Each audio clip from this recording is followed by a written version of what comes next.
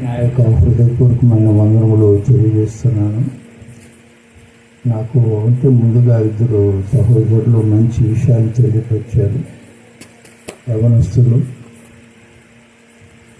వారు వాక్యము ప్రారంభించిన మొదలుకొని నా పరిచయమే, వారు పరిచర్య ప్రారంభం మొదలుకొని చాలా సంతోషం. ఉదయము మహిమను గూర్చి పరలోకాన్ని గూర్చి నేర్చుకున్నాం.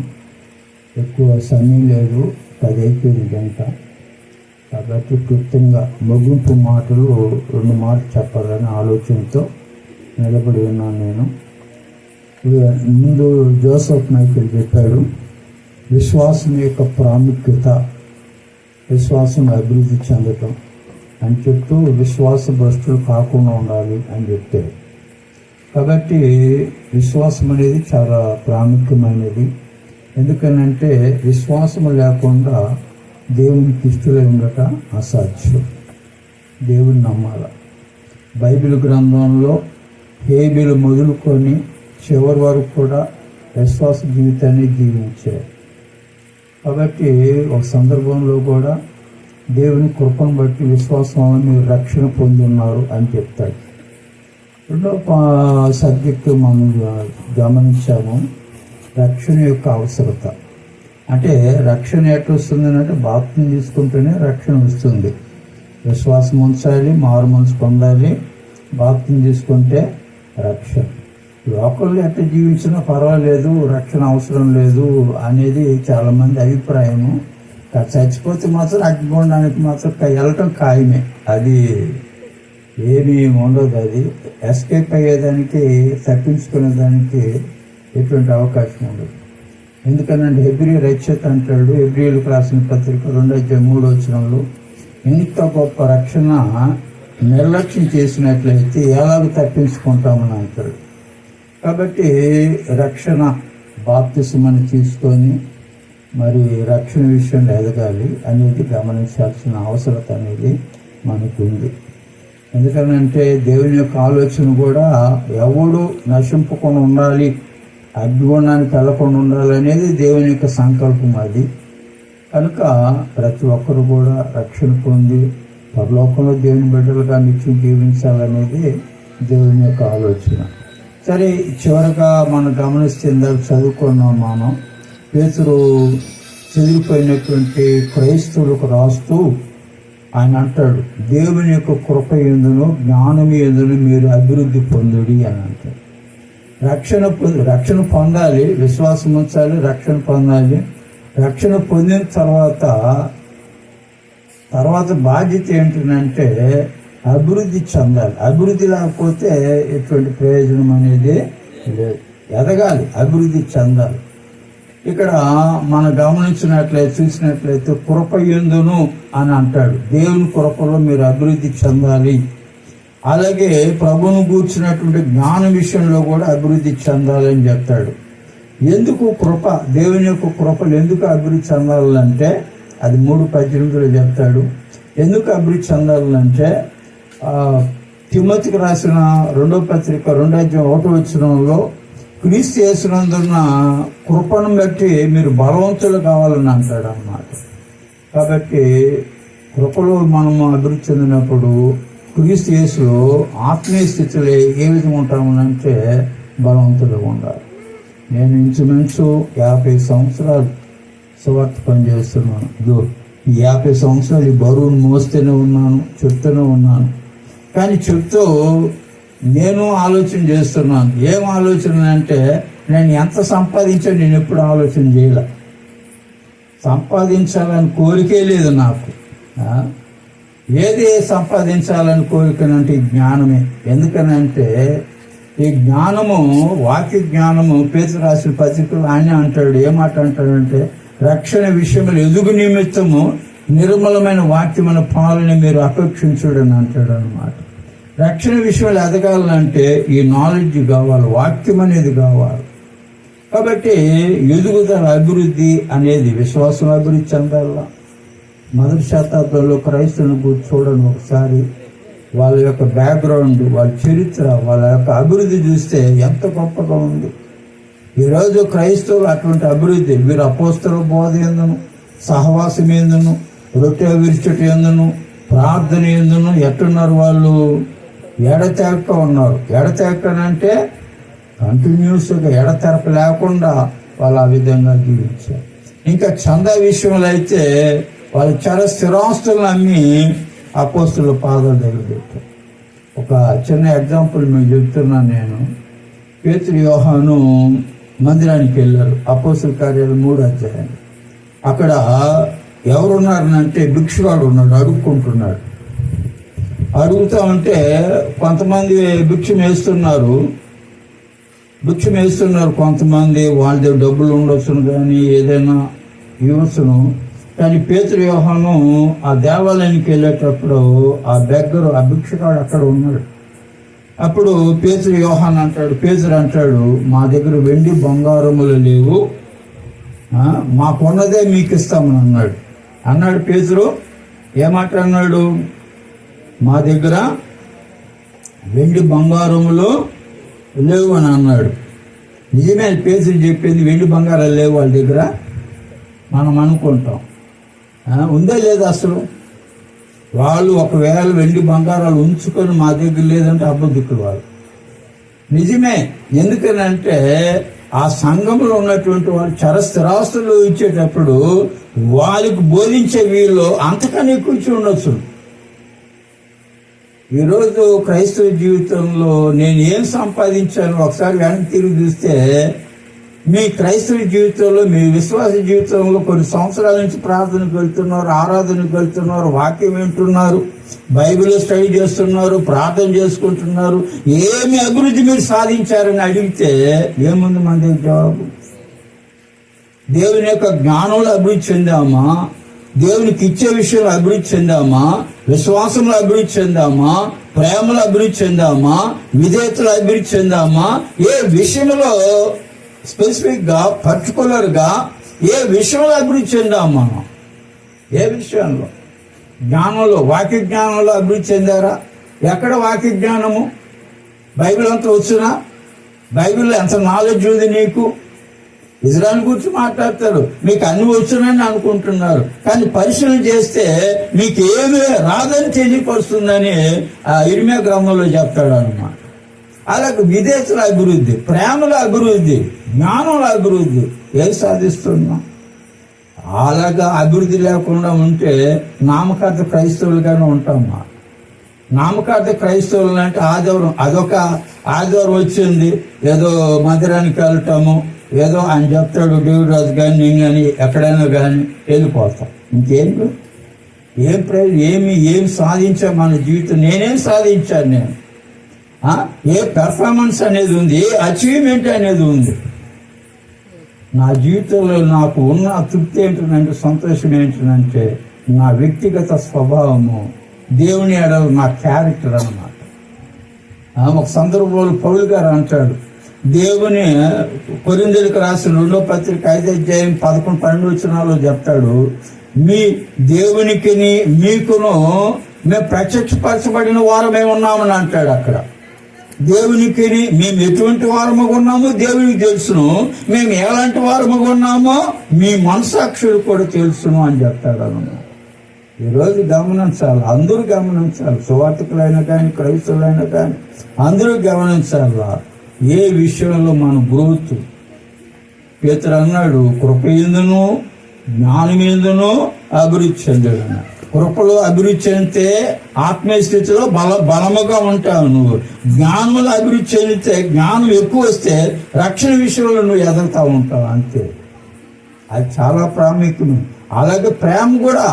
దశలోనికులు రాసిన 2వ పత్రిక 1వ అధ్యాయం 3వ వచనంలో ఆ దశలోనికులు ఉన్నటువంటి క్రైస్తవుల గురించి మాట్లాడుతున్నాడు. ఏమనంటే, మీ విశ్వాసం బహుగా అభివృద్ధి చెందిందని అంటాడు అన్నమాట. మీ విశ్వాసము బహుగా అభివృద్ధి చెందినది అని అంటాడు అన్నమాట. అలాగే ప్రేమ విషయంలో కూడా అభివృద్ధి చెందారని చెప్తాడు అన్నమాట. కాబట్టి ఈరోజు నేను తెలియపరిచేది ఒక్క విషయమే నేను చెప్తున్నాను. ఏమి ఆలోచన చేయాలంటే, విశ్వాసం ఇచ్చిన తర్వాత, బాప్తిసం పొందిన తర్వాత, ఆరాధనకి సంఘంలో చర్చి బిల్డింగ్లు అడుగు పెట్టిన తర్వాత దేవుడు ఎక్స్పెక్ట్ చేసేది, దేవుడు కనిపెట్టేది ఏంటంటే నీ యొక్క అభివృద్ధి. ప్రోగ్రెస్ కార్డ్ అంటారు దీన్ని. పిల్లలు స్కూల్కి వెళ్ళినప్పుడు ఆ నెల అయిపోయిన తర్వాత, ఆ క్వార్టర్ ఎగ్జామ్స్ వచ్చిన తర్వాత, హాఫ్ ఇయర్లీ ఎగ్జామ్స్ వచ్చిన తర్వాత తల్లిదండ్రులు ఏం చేస్తారంటే, నీ ప్రోగ్రెస్ కార్డు ఎక్కడమ్మా, నీ ప్రోగ్రెస్ కార్డు, నువ్వు చదువుకున్న ఆ కార్డులో నీ మార్కులు ఎంత అది అడుగుతాడు, దేవుడు అడుగుతాడు. కాబట్టి అభివృద్ధి అనేది ఉండాలి. అలాగే దాతృత్వంలో కూడా, దేవునికి ఇచ్చే విషయంలో కూడా అన్నీ వాడుకుంటూ ఉంటాం. మన ఖర్చు, భార్య కావాల్సింది ఇస్తూ ఉంటాం, బిడ్డలు కావాల్సింది ఇస్తూ ఉంటాము, భర్తలు కావాల్సింది ఇస్తూ ఉంటాము, బంధువులు కావాల్సింది ఇస్తూ ఉంటాం. దేవుని అడిగింది మాత్రం లేదంట. కొంతమంది దేవుని మందిరానికి వచ్చి ఎవరు కానుకలు. బైబిల్ గ్రంథంలో చూడండి, కొన్ని ఎగ్జాంపుల్ చెబుతున్నాను. బైబిల్ గ్రంథంలో వాళ్ళు ఇచ్చిన విధానం ఏ విధంగా ఇచ్చారో చూడండి. ఫస్ట్ ఈ దాతృత్వం అనేది ఇచ్చే విషయంలో అనేది ఎక్కడ కనిపిస్తుంది అంటే, మొట్టమొదటిగా ప్రత్యక్ష గుడారం తయారు చేసేటప్పుడు దేవుడు ఆజ్ఞాపించేశాడు. ఏమని ఆజ్ఞాపించాడు అంటే, ఈ ప్రత్యక్ష గుడారము సేనా దగ్గర మీరు ఏర్పాటు చేయాలంటే ఎక్కడి నుంచో డబ్బులు రాదు, మీరు వెండి బంగారాలు ఇవ్వాలన్నాడు. చూడండి ఒకసారి నిర్గమకాండం 25 అధ్యాయము 2-3 వచనాల నుంచి ఒకసారి చదువుతారుగా. ప్రతిష్టార్పణ తీసుకుని రండి, మీరు ప్రతిష్టార్పణ తీసుకుని రండి, వెండిని ఇశ్రాయేలులతో చెప్పుము మనపూర్వకముగా ప్రతి మనుషుని యొద్ద దాన్ని తీసుకొనవలెను. మీరు వారి యొద్దకు తీసుకొనవలసిన అర్పణలు ఏవనగా బంగారు వెండి. ఏం తీసుకోమని అంటున్నాడు? రూపాయలు కాదు, వెండి తీసుకోండి, బంగారము తీసుకోండి, నేల ద్రోమ రక్తవర్ణములు, సన్నపు నార. చాలమ్మా. అదంతా ప్రత్యక్ష గుడారం ఏర్పాటు చేసేటప్పుడు, దేవుని మందిరం ఏర్పాటు చేసేటప్పుడు ఇవన్నీ పోగు చేయండి, వాళ్ళ అర్పణలు వాళ్ళ దగ్గర తీసుకోండి. ఈరోజు అదే మాట అంటే ఎవరైనా వస్తారు ప్రార్థనకి? వెండి కావాలా, బంగారం కావాలా, సన్నపు నార వస్త్రాలు కావాలా, విలువ కలిగినటువంటి వస్తువులు కావాలంటే ఎంతమంది వస్తాం? మోషే ద్వారా దేవుడు ఆజ్ఞాపించాడు. వాళ్ళు దానికి స్పందించారు. ఎట్లా స్పందించారంటే, మనకిలా కాదు, హ్యాపీగా ఫీల్ అయ్యారు. వాళ్ళు చాలా సంతోషంగా ఫీల్ అయ్యారు. మోషే చెప్పిన దానికంటే ఎక్కువ తీసుకుని వచ్చేసారు అన్నమాట. 25 అధ్యాయులు చెప్పాడు. నిర్గమకాండం 36 అధ్యాయాలు చూడండి ఒకసారి, 3వ వచనం నుంచి. నిర్గమకాండం 36 అధ్యాయంలో మనం గమనించినట్లయితే, వారు పరిశుద్ధ స్థలము యొక్క సేవ కొరకు ఇశ్రాయేలు తెచ్చిన అర్పణములన్నిటినీ యొద్ద నుండి తీసుకుని ఇశ్రాయేలు ఇంకా ప్రతి ఉదయమున మనపూర్వకముగా అర్పణములను యొద్దకు తెచ్చుచుండిరి.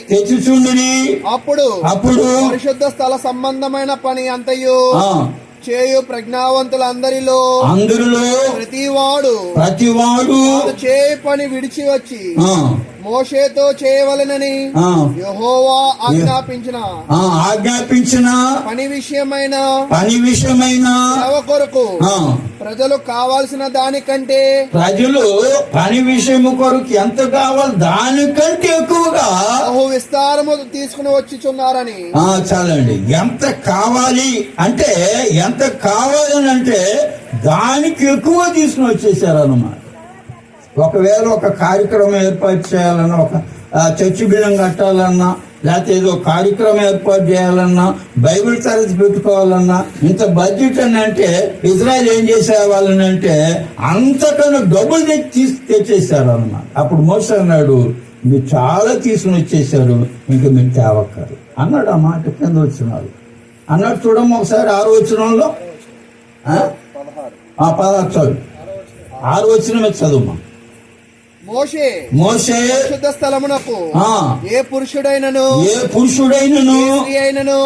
ఇక మీదట అర్పణైనను వద్దని ఆజ్ఞాపించి. ఇంకా మీరు చాలా తెచ్చేసారండి. నేనేదో 10 కేజీ బియ్యం అంటే 20 కేజీ బియ్యం తెచ్చేసారు మీరు. 10 కేజీలు 20 కేజీలు మాంసం తేమంటే 50 కేజీలు మాంసం తెచ్చేసారు. మీరు ఎవరు తింటారు ఇదంతా? ఇంక తేవద్దని చెప్పేసాడు. అలాగా వాళ్ళు భక్తులు ఎప్పుడు ఇంచుమించు మోసే కాలం అని అంటే ఇంచుమించు క్రీస్తు పూర్వము 1500 సంవత్సరాల క్రితం క్రీస్తు పూర్వం అన్నమాట. అంత ఎక్కువ తెచ్చేశారు. సరే, సొలొమోను కట్టిన మందిరం కట్టాడు. ఆ మందిరము ఎంత పోగైందనంటే చిన్న ఒక వచనం మాత్రమే చెప్తాను నేను. సొలొమోను కట్టిన ఆయన ఎన్ని సంవత్సరాలు సొలొమోను మందిరం కట్టాడు అంటే 7 సంవత్సరాలు కట్టాడు మందిరాన్ని. ఆ మందిరానికి వాళ్ళు ఎంత కలెక్ట్ చేశారు, బంగారం ఎంత కలెక్ట్ చేశారు, వెండి ఎంత పోగు చేశారు, ఇనుము ఎంత పోగు చేశారు అంటే ఒక వచనం మాత్రం చెప్తాను చూడండి. ఇది మొదటి దినవృత్తాంతము 22 అధ్యాయం 14 వచ్చిన చూడమో త్వరగా. మొదటి దినవృత్తాంతము 22:14. ఇదిగో దావీదు అంటున్నాడు, దావీదు భక్తుడైనటువంటి దావీదు అంటున్నాడు, నేను నా కష్ట స్థితిలో ప్రయాసపడి యెహోవా యొక్క మందిరము కొరకు ఎంతండి, ఎంత? 2 కాసులు కాదు, లేకపోతే 2 కిలోలు కాదు, 2 లక్షల మణుగుల బంగారమును, 10 కోట్ల మణుగుల వెండిని లారీలు తీసుకుని వచ్చేసారు బంగారాన్ని. కారులో కాదు. 2 లక్షల మణుగుల బంగారము, తర్వాత 10 కోట్లు మణుగుల వెండి, ఇంకా మా మోయ శక్యము కానంత ఇత్తడి, ఇనుము. చాలండి. ఇంక ఇదంతా 22:14, 29 అధ్యాయంలో ఉంది. ఈరోజు మనం దేవునికి ఏమిస్తున్నాము అండి? పరలోకానికి వెళ్తాం మరి మనం. ఇది పాత నిబంధన. కొత్త నిబంధనలో ముందా చెప్పాను నేను. కొత్త నిబంధనలో చూస్తే వాళ్ళు ఇల్లు అమ్ముకున్నారు, ఇల్లు అమ్ముకొని పొలాలు అమ్ముకొని అన్నీ అమ్ముకొని, ఇందాక ఆ యోహాను పేతురు అంటున్నాడు, మా దగ్గర వెండి బంగారాలు. నిజమే, అంత వాళ్ళు కొన్నదంతా ఇచ్చేసారు అన్నమాట. ఒక సందర్భంలో మీకు తెలిసిన మంచి కథ బైబిల్లో, ఆవిడ పేరు, ఆ విధవరాలు పేరు ప్రపంచమంతా మోగుతుందన్నమాట. కానుకల గురించి ఎవరైనా కానుకల గురించి ప్రసంగించినప్పుడు ఆ విధవరాలను గురించి తప్పనిసరిగా మెన్షన్ చేస్తారు. ఏ విధవరాలు మీకు తెలుసును. మార్కు సువార్త 12 అధ్యాయము 41 నుంచి చదువుకొని ముగిస్తాం మనము. 41 నుంచి చూసినట్లయితే యేసుక్రీస్తు వారు నేను చెప్పేస్తాను, చదవక్కర్లా, మీకు తెలిసిందే. ఆయన కానుక పెట్టి దగ్గర కూర్చున్నాడు. కానుక పెట్టి దగ్గర కూర్చొని ఆయన ఇటు కూర్చున్నాడు. వచ్చిన వాళ్ళంతా ధనవంతులంతా వాళ్ళకి ఎంత ధనం ఉందో ఆ ధనం వేస్తున్నారు అన్నమాట. డబ్బులు వేస్తున్నారు, కానుక పెట్టిలో డబ్బులు వేస్తున్నారు.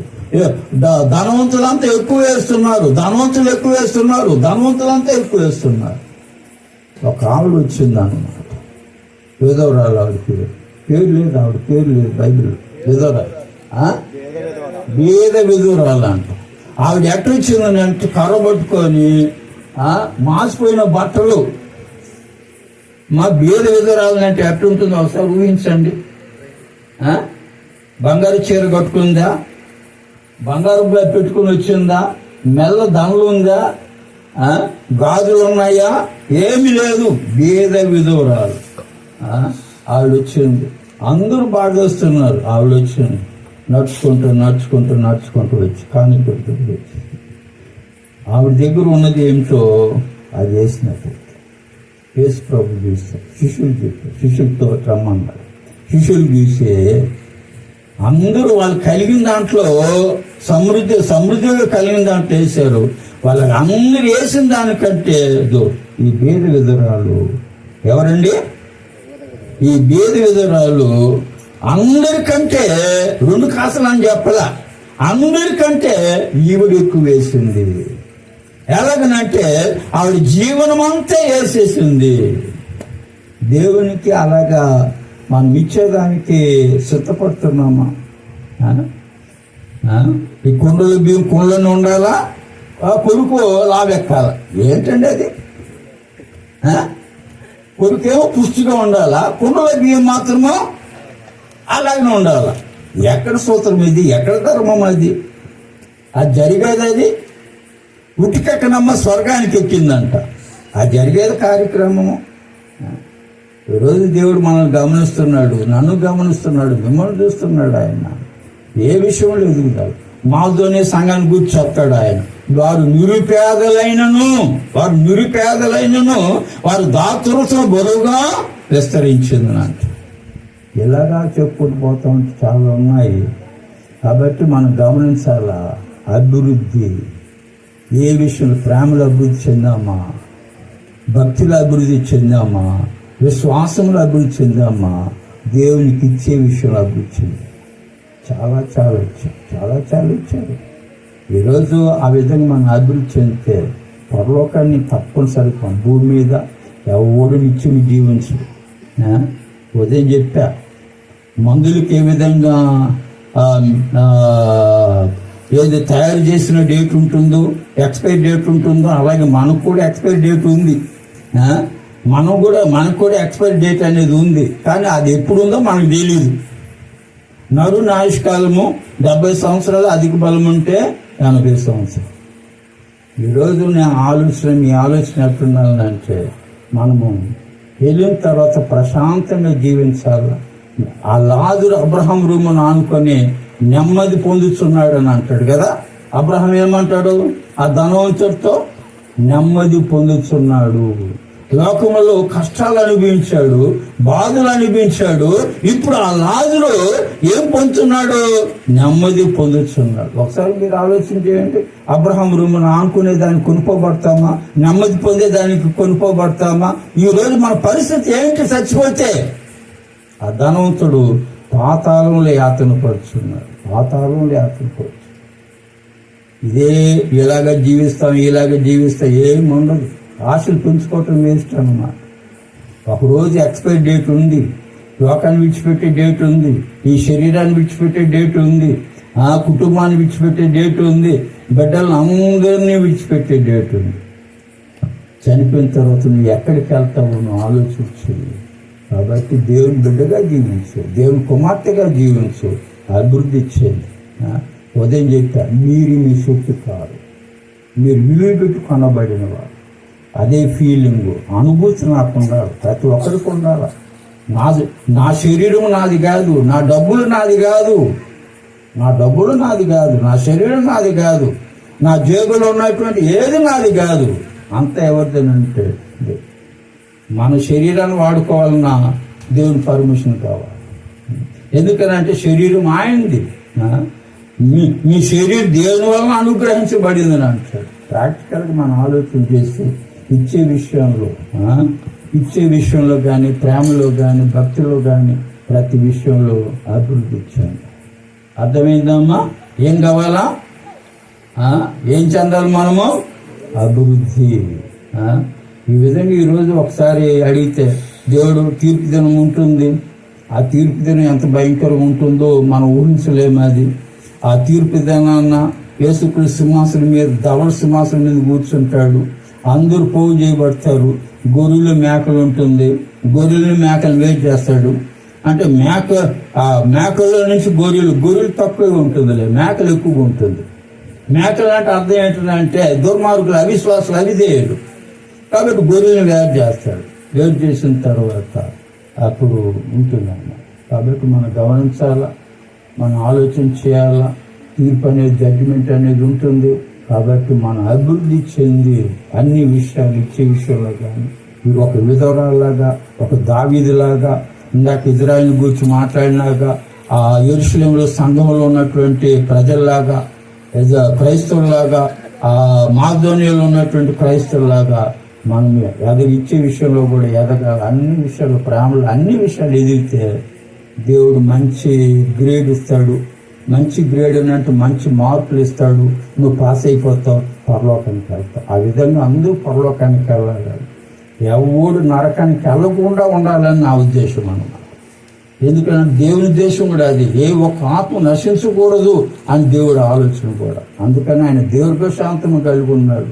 ఎందుకంటే ప్రతి వ్యక్తి రక్షణ పొందాలని ఆయన దీర్ఘశాంతం కలిగి ఉన్నాడు. మన కొరకు కనిపిస్తున్నాడు, మనల్ని ప్రేమిస్తున్నాడు. ఆయన గొప్ప దేవుడు. అటువంటి దేవుని మనం కలిగి ఉన్నాము.